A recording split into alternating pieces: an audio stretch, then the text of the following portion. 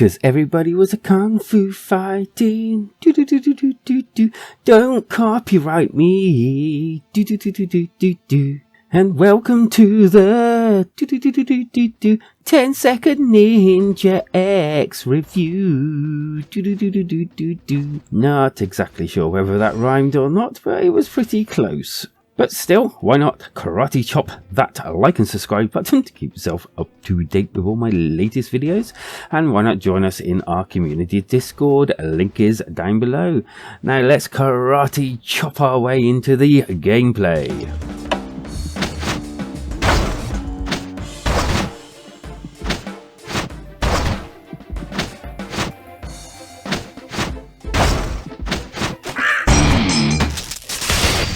And so 10-second ninja is basically you have 10 seconds to actually complete each stage, and these are kind of like levels where you basically have to kill a certain amount of robots and free the animals that are inside, which some dumbly fly straight into obstacles and electric fence type things, destroying themselves. Duh.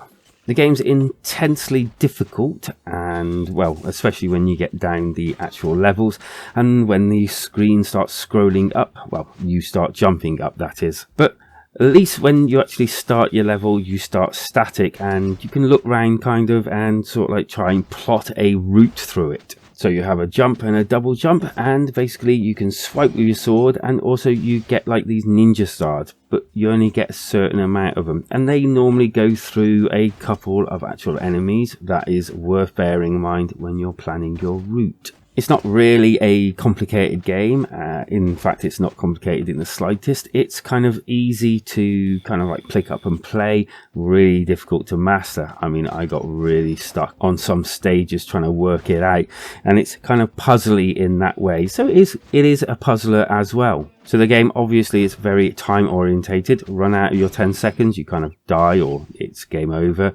Run into obstacles like electric fences and the like, and well, it's game over again. Run out of shurikens if you need them to complete the level. Well, you might as well just jump or just wait until the timer runs out and die. As you go on, it gets more and more extravagant, and also there's like this hub and a few sort of like not really mini games, but kind of like other things that you can do, shall we say, in this lovely little hub that you kind of like get to wander around, as well as the actual ship that you're on. By the way, you're kidnapped, and the ship is basically what you're on, and all these different levels are presented by. The story is okay, kind of throwawayable, you know, it doesn't really make much of an impact on the game. It's a bit silly, to be honest with you, but it is humorous, which is pretty cool.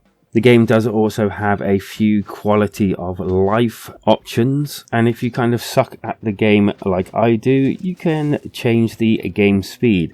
So you can basically bring the game speed down so you react slower, but you get to think more, if that kind of makes sense. And I've kind of like played it like this on my recording because my recorder's not the best, and I can't play games like this and record them very well because I have like a half a second delay, and that kind of means a lot when you're playing a game like this. But as well as that, you can turn down the background, the brightness, the vibration, intensity, flash intensity. Yeah, there's just so much here that you can actually just twiggle with just to make it easier on your eyes, and also easier, well, in game.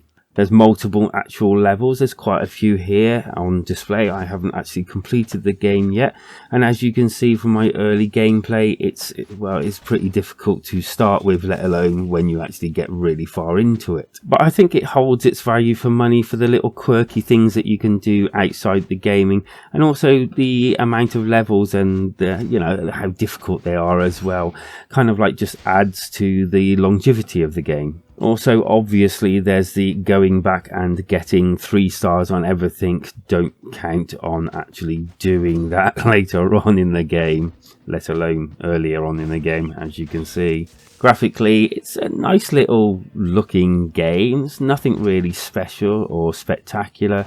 I like the fact that you can adjust the background, like intensity, color wise or brightness wise and all. But I suppose you're sort of like, it's a Twitch game, isn't it? So I don't think it would benefit from anything better. Audio wise, after all, this is again a Twitch game, nothing really special. I wouldn't expect it. Just take a listen.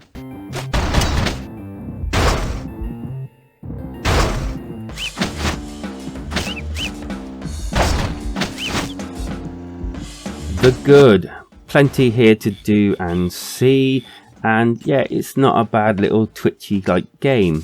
The bad, I don't think there's anything fundamentally wrong with the game. It's just, I don't know, I can't see me like being rooted down playing it for hours on end, more sort of like here and there. The score, and I rate games under my own personal views and how I feel about them, and also whether they get onto the Wall of Fame or the Wall of Shame, or maybe somewhere in the middle. And I'm definitely going to give 10 Second Ninja X a 3 out of 5. It's not exactly my sort of game, but I can see myself coming back to it now and again.